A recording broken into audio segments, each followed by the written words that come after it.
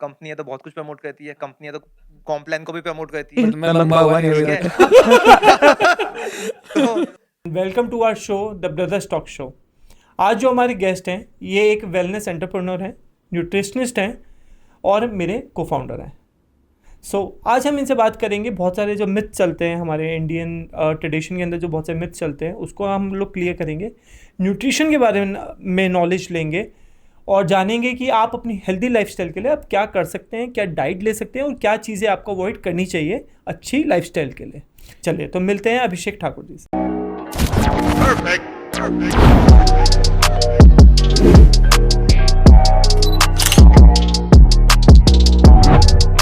भाई आजकल normal problems है क्योंकि हर किसी को हो रही है, लाइक बीपी है, आपका शुगर है, थायराइड है, फिर फीमेल्स में लाइक पीसीओडी है, पीसीओएस है, जो कि आजकल बड़े यूजुअल है। सो ये कैसे आपकी डाइट से मेंटेन हो सकती है, ठीक हो सकती है, ठीक मतलब क्यूरेबल है डाइट से, या हम लोग मेंटेन कर सकते हैं इसको? सचिन, क्यूरेबल तो है, ये डाइट से आप मेंटेन कर सकते हो। पर अभी की हमारी जो लाइफस्टाइल है जिसमें हम फैट फूड खाते हैं, प्रोसेस फूड खाते हैं, हाईली ऑयल वाला फूड खाते हैं, तो उस लाइफस्टाइल की वजह से ना हमको पीसीओडी होता है, पीसीओएस होता है, फिर बीपी भी होता है, फिर डायबिटीज़ भी होता है, और भी बहुत सी बीमारियाँ इस चीज़ से होती है। तो इसका एक बेस्ट आंसर ये है, बेस्ट सॉल्यूशन ये है कि फैट फूड खाना छोड़ दो, ठीक है, प्रोसेस फूड खाना छोड़ दो, घर का नेचुरल जो घर में दाल रोटी चावल बनते हैं वो खाओ। वो खाओगे कभी कोई बीमारी नहीं होगी। ओके। और जैसे पीसीओडी या पीसीओएस है, सो उसमें ये भी रिकमेंड करते हैं कि योगा से भी वो काफ़ी आपको हेल्प मिलती है उसमें, योगा से और आपको वर्कआउट करने से भी थोड़ा सा आपका जो हार्मोन्स डिसबैलेंस होते हैं वो थोड़ा। ये बिल्कुल सही बात है कि योगा और वर्कआउट करते वक्त कैटाबॉलिक में जाती है और बॉडी को वापस से वो एनाबॉलिक में आती है, तो उसमें कुछ हार्मोन्स चेंजेस होते हैं और आपका स्ट्रेस हार्मोन्स भी रिलीज होते हैं। तो स्ट्रेस हार्मोन्स जब रिलीज होते हैं तो पीसीओडी में वो काफ़ी हेल्प करते हैं। अच्छा, तो फीमेल्स को मतलब करना चाहिए योगा एंड थोड़ा सा वर्कआउट उनको करना चाहिए, सो दैट वो इस प्रॉब्लम से थोड़ा सा बच के रहेंगे। आजकल अगर हमें हेल्दी रहना है तो हमें अपनी डेली लाइफ में क्या मील ऐसी यूज़ करनी चाहिए जिससे हम हेल्दी भी रहें, और अगर हम थोड़ा बहुत वर्कआउट कर रहे हैं तो उससे हमारा काम चल जाए, ज़्यादा स्ट्रेस ना लेना पड़े। लक्ष्य क्या कहते हैं ना, डेली लाइफ के अंदर हम लोगों को प्रोसेस फूड, और मैंने आपको जैसे आपको बताया प्रोसेस फूड और ऑयली फूड तो खाना ही नहीं चाहिए, ठीक है। घर का रेगुलर जो फूड होता है, जो हमारे एंसेस्टर्स बोल गए हैं कि दाल चावल ये सब चीज़ें खाओ, तो इससे आप हेल्दी रहोगे, ठीक है। एडिशनली आप ड्राई फ्रूट कंज्यूम कर सकते हो, क्या कहते हैं, आलमंड्स और कैश्यू ये सब कंज्यूम कर सकते हो, जिससे आपका हार्ट हेल्दी रहता है, ब्रेन हेल्दी रहता है। इसमें मैग्नीशियम भी होता है जो ब्रेन को हेल्दी रखता है। और बाकी जो भी घर में जो भी चीज़ बनती है, जो भी फ्रेश चीज़ बनती है, वो सब हेल्दी होती है। लोग क्या करते हैं, लोग प्रोसेस फूड को ज़्यादा फॉलो करते हैं और अपनी डेली लाइफ के अंदर प्रोसेस, जैसे मोमोज हो गए या और भी बहुत सी चीज़ें हो गई, वो उसको ना फॉलो करके अपने घर में जो खाना बनता है वो खाएं। ओके। और अभी जैसे आपने बोला कि ड्राई फ्रूट्स इंक्लूड करने चाहिए, तो एक मेरा पर्सनल क्वेश्चन ये है कि जो बादाम होते हैं उससे दिमाग तेज होता है? बादाम से दिमाग तेज नहीं होता, बादाम में मैग्नीशियम होता है। देखिए, हर एक इंसान फिट रहना चाहता है, लेकिन ज़रूरी नहीं है कि हर एक इंसान महंगी चीज़ें अफोर्ड कर सके, या ड्राई फ्रूट्स अफोर्ड कर सके, या सप्लीमेंट्स अफोर्ड कर सके। सो किचन के अंदर से आप मुझे बताएं कि क्या चीज़ ऐसा है या कुछ मील प्लान्स ऐसे हैं कि वो नॉर्मल अपनी डेली यूज़ में, डेली लाइफ में यूज़ कर सकते हैं और वो हेल्दी रहे और फिट रहे। सचिन, डेली लाइफ के अंदर अगर हेल्दी रहना है तो सोडियम कम लो, नमक नमक कम लो, नमक कम खाओ, ठीक है, शुगर कम लो। और जैसे अभी आपने बताया कि सोडियम, आजकल तो सोडियम इतने तरीके के हैं, मतलब रॉक सॉल्ट हो कहते पिंक सॉल्ट हो गया और पिंक रॉक सॉल्ट हो सॉल्ट हो गया। गया, तो इसमें कुछ डिफरेंस है कि आपको कौन सा लेना चाहिए, कौन सा बेस्ट है, मतलब जो आप यूज़ कर सकते हैं? सॉल्ट सॉल्ट होता है, सब में आयोडीन होता है, ठीक है, कोई भी ले सकता है जो अफोर्डेबल हो, जो आपके पॉकेट को अलाउ करता है वो ले लो। ठीक है। और शुगर का क्या सब्स्टिट्यूट है उसके ऊपर? तो डिसएडवांटेज उसको हेडेक होगा, ठीक है, हेडेक होगा, वॉमिटिंग होगी और थोड़ा सा सिकनेस भी फील होगा उसको।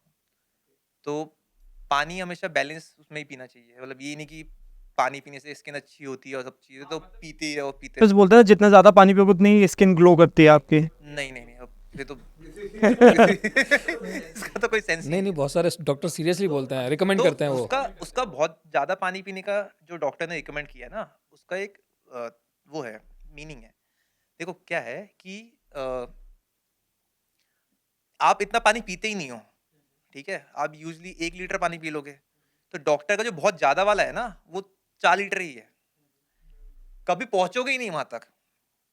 जैसे मैं आपको एक छोटी-सी चीज़ बताता हूँ, हम इंडियन की जो डाइट होती है ना, वो न जो नॉर्मल जो कैलोरीज़ जो हम डेली हमको कंज़्यूम करें, हेल्दी कैलोरीज़, ठीक है? वो कोई जंक कैलोरीज़ की बात नहीं, डेड कैलोरीज़ की बात नहीं कर रहा। 2000 कैलोरीज़ होती है कि हमको नॉर्मल 1800 से लेकर 2000 कैलोरीज़ तक बॉडी को लेनी चाहिए।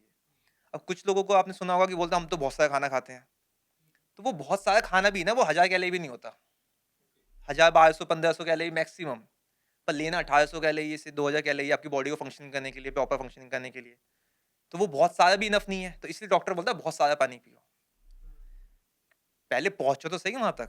अगर अगर कोई इंसान सोचता है कि मुझे फैट लॉस करना है, तो उसको किस किस चीज़ों का मतलब बेसिक क्या नॉलेज रखनी चाहिए फैट लॉस के लिए, और क्या उसको डाइट फॉलो करनी चाहिए आपके अकॉर्डिंग? तो बेसिक नॉलेज इसको ये करनी चाहिए फैट लॉस के लिए कि इसको खाना खाना चाहिए। लोग तो छोड़ देते हैं। तो वो दिक्कत है ना, खाना खाना चाहिए। छोड़ दोगे तो आपका जो मेटाबॉलिज्म है वो स्लो डाउन हो जाएगा। फैट बर्न करने का एक सिंपल सा इलाज है का मेटाबॉलिज्म जो है वो तेज करना है उसको। खाना खाना छोड़ दोगे तो वो स्लो डाउन हो जाएगा, क्योंकि जितनी बार आप खाना खाते हो उतनी बार आप कैलोरीज बर्न करते हो। खाने को डाइजेस्ट खाना जब डाइजेस्ट होता है तब भी एक कुछ कैलोरीज बर्न होती है। तो थोड़ा थोड़ा थोड़ा थोड़ा खाना खाते रहना चाहिए ताकि आपकी मेटाबॉलिज्म। डिवाइड करना मील्स को। हाँ, डिवाइड को मील्स और को क्या डिवाइड करो। खाना होना चाहिए फैट लॉस में कुछ ऐसा सच मतलब कि कम कम कार्ब्स वाला हो, या जिसमें लाइक कैलोरी ज़्यादा हो, कम कार्ब्स हो, मतलब कुछ इसका? हाँ, तो क्या कहते हैं इसके अंदर ना एक बैलेंस डाइट होनी चाहिए जिसके अंदर आपका कार्ब्स, फैट और प्रोटीन का बैलेंस डाइट होना चाहिए, जिसके अंदर आपका कार्बोहाइड्रेट जो है वो मॉडरेट अमाउंट में होना चाहिए और फैट और प्रोटीन जो है वो हाई अमाउंट में होना चाहिए। एंड ये सच बात है कि आप जब भी मील लेते हो उसके बाद आप ग्रीन टी पियो तो आपका वो भी हेल्प आउट होता है काफ़ी ज़्यादा? हाँ, ये है, ये सही है, ये साइंटिफिक प्रूवन है ये वाला चीज़ है। ये तो साइंटिफिक। ग्रीन टी ये जो मार्केट में मिलती है ये वाली चलेगी? ग्रीन टी इनफैक्ट कोई भी टी हमारी इंडियन इनोवेटेड टी को छोड़ के जो क्या कहते हैं अंग्रेजों ने बनाई दूध वाली, उसको छोड़ के बाकी जितनी भी टीज होती है सब हेल्दी होती तो ग्रीन टी की जगह ब्लैक टी भी ले सकते हैं या ग्रीन टी ही मैंडेटरी है वेट लॉस के लिए? है। वेट लॉस के लिए ग्रीन टी होती ही नहीं, ग्रीन टी हमेशा डिटॉक्स के लिए होती है। तो जो भी ये बोलता है कि वेट लॉस के लिए ग्रीन टी होती है वो वेट लॉस के लिए कभी होती नहीं है। आप अगर गूगल पे भी सर्च करोगे तो आपको डिटॉक्स के लिए ही मिलेगी। नहीं, जो कंपनियां अपने आप को प्रमोट करती हैं वो तो यही बोल के करती हैं कि वेट लॉस के लिए ग्रीन टी। कंपनियां तो बहुत कुछ प्रमोट करती है, कंपनियां तो कॉम्प्लान को भी प्रमोट करती है। बट मैं लंबा हुआ नहीं ठीक अभी है। तक। तो कंपनियां तो कॉम्प्लान को भी प्रमोट करती है, पियो और लंबे हो जाओ। और मल्टीविटामिन होता है जो कि मतलब हमारी लाइफ में कितना इंपॉर्टेंट है, और क्या ये मतलब एक एज के बाद हमें मतलब वो इम्पोर्टेंट है, हमें खाना चाहिए मल्टीविटामिन, लेना चाहिए? मल्टीविटामिन हो गया, फिर आपका फिश ऑयल हो गया, कैप्सूल्स हो गए, ये सब। देखो अगर आपकी एक हेल्दी डाइट है, ठीक है, आप बहुत एक हेल्दी डाइट, आप ग्रीन वेजिटेबल्स भी खा रहे हो, आप प्रॉपर इनफ में प्रोटीन्स भी ले रहे हो, क्योंकि ग्रीन वेजिटेबल्स में आपको सब कुछ आ जाता है, और आप वेजिटेबल्स भी ले रहे हो, दाल भी ले रहे हो, ठीक है, प्रॉपर बैलेंस डाइट खा रहे हो, तो आपको विटामिन एंड ओमेगास की कोई फैट भी ले रहे हो, गुड फैट भी ले रहे हो ना, तो आपको विटामिन एंड ओमेगा की कोई ज़रूरत नहीं है। पर आपकी अभी होता क्या है ना, इंडिया में डेली लाइफस्टाइल में ना इतना लोग कर नहीं पाते। तो इंडिया में विटामिन और मिनरल्स की कमी सबको रहती है। इनफैक्ट विटामिन डी की तो 80% डेफिशिएंसी रहती है इंडियन लोगों में। 80% से भी ज़्यादा आजकल देख। ज़्यादा रहती है, बल्कि हमारे इंडिया में तो इतनी धूप है उसके बाद भी आप कभी इतनी भी चले जाओ, डेफिशिएंसी आप रहती है। इवन आप भी जाओगे तो आपको देखोगे तो विटामिन डी की डिफिशियंसी है, विटामिन डी की डेफिशिएंसी रहती रहती रहती है। है ना? हाँ, तो इसलिए मल्टीविटामिन इतना कोई साइड इफेक्ट करती नहीं है। कोई डेली मल्टीविटामिन लोगे तो आपको जो आपको न्यूट्रिएंट मिलेंगे, मिनरल्स मिलेंगे। और मल्टीविटामिन जो है वो बेसिकली बहुत सारी कंपनीज भी बना रही हैं, और मुझे लगता है कि वो मेडिकल स्टोर पे मिलता है। तो उनका कोई डिफरेंस है, क्योंकि वो बहुत रेट्स में बहुत फ़र्क आता है। सेम मार्केटिंग का फर्क है, क्या कहते हैं, जो बाकी कंपनीज बना रही है वो सेलिब्रिटीज को हायर करती है, तो उनका पैसा कैसे निकलेगा? सो अगर किसी को मल्टीविटामिन स्टार्ट करनी है तो वो मेडिकल स्टोर से जाके ले सकता ले है, सकता है। वो भी उतनी ही 20 रुपए का पत्ता आता है, वो जाके भी उतनी multivitamin बेनिफिशियल है ले लें। जितनी वो 700 रुपये वाली। सही है। तो मल्टीविटामिन्स का कितने दिन तक लेनी चाहिए? क्या इसका कुछ लिमिटेड टाइम पीरियड है या डेली लेना होता कोई कुछ नहीं है, क्या कहते हैं, 3 महीने 6 महीने ले लो, 1 वीक ऑफ ऑफ कर दो, 2 वीक ऑफ कर दो, फिर से ले लो। अच्छा, आजकल ना लोगों को हेयर लॉस का बहुत ज़्यादा प्रॉब्लम है, ये हम कैसे क्योर कर सकते हैं? हेयर लॉस का प्रॉब्लम आपकी बैड लाइफस्टाइल, सबसे मेन जो आपकी बैड लाइफस्टाइल है। पॉल्यूशन इतना हो गया है ना, उसकी वजह से लोगों को काफ़ी हेयर फॉल हो रहा है। बिकॉज इतना पॉल्यूशन पे क्या कहते हैं, लोग बाहर जाते हैं, फिर प्रॉपर न्यूट्रिएंट नहीं लेते हैं, इस वजह से हेयर लॉस होता है। फिर आजकल लोगों ने प्रोसेस फूड खाना इतना स्टार्ट कर दिया है, तो इस वजह से भी क्या मैं हेयर लॉस होता है। सोडियम का एक्स्ट्रा यूज़ करने लगे हैं, शुगरी फूड खाने लगे हैं, तो इन सब से हेयर लॉस होता है। उसके बाद से आप पानी टाइम पे नहीं पीते हो, वो तो मेजर फैक्टर है ही। तो इस वजह से हेयर लॉस होता है। अगर आप शुगर को और नमक को कंट्रोल कर दोगे, और जैसे सचिन ने बोले भी बताया, ग्रीन टी वो आप डिटॉक्स के लिए ऐड कर देते हो, तो आप हेयर लॉस में काफ़ी हेल्प बेनिफिट मिलेगा, और एक्स्ट्रा प्रोटीन ऐड कर दोगे। वो बायोटीन भी आता है, वो बायोटीन का ये आजकल बोलते हैं कि आप बायोटीन लोगे तो आपका हेयर फॉल आपका कम हो जाएगा या आपकी नई ग्रोथ आनी है, तो वो कितना बेनिफिशियल। बायोटीन बायोटीन जो है ना, वो 15 से 20 mg के आसपास, जो मुझे पता है 15 से 20 mg के आसपास डेली लेना होता है, और वो आपकी डाइट से मिल जाता है। आप ग्रीन वेजिटेबल्स खा लो, आपको उतना बायोटीन मिल जाएगा, या फिर आप ड्राई फ्रूट खा लो, उतना बायोटीन मिल जाएगा। एडिशनल सप्लीमेंट से कोई बायोटीन से बेनिफिट हो, या तो आपको बायोटीन की डेफिशिएंसी हो, ठीक है, मेडिकल कंडीशन हो बायोटीन की, तो बायोटीन सप्लीमेंट लो। और अगर कोई जेनेटिक है जिसके साथ हेयर फॉल का है, तो उसको मतलब वो ऐसा पॉसिबल है कि फिर तो होगा ही। जेनेटिक है तो वो होगा, या आप उसको अपनी हेल्दी लाइफस्टाइल से, हेल्दी डाइट से आप उसको रोक सकते हो।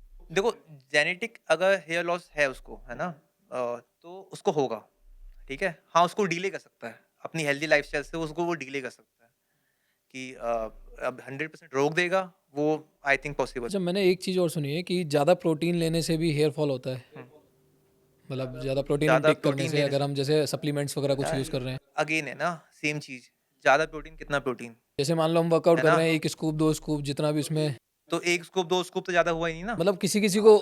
आपका बॉडी वेट, आप नॉर्मल हम्म, जो रिकमेंड करते हैं, बॉडी वेट का प्रोटीन रिकमेंड ठीक है। करते हैं एक हेल्थ।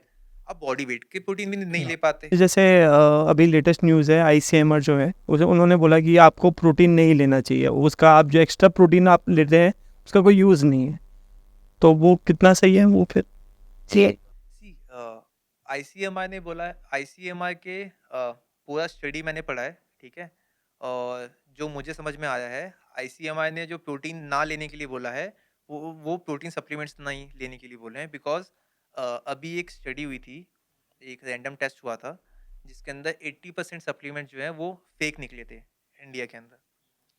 तो जस्ट लाइक अगर आप कोई भी वेजिटेबल्स लेते हो, जो आजकल देखो आप, नकली अंडे आते हैं, है ना, और केमिकल वाले वेजिटेबल्स आते हैं, तो वो भी खाने से दिक्कत होता है।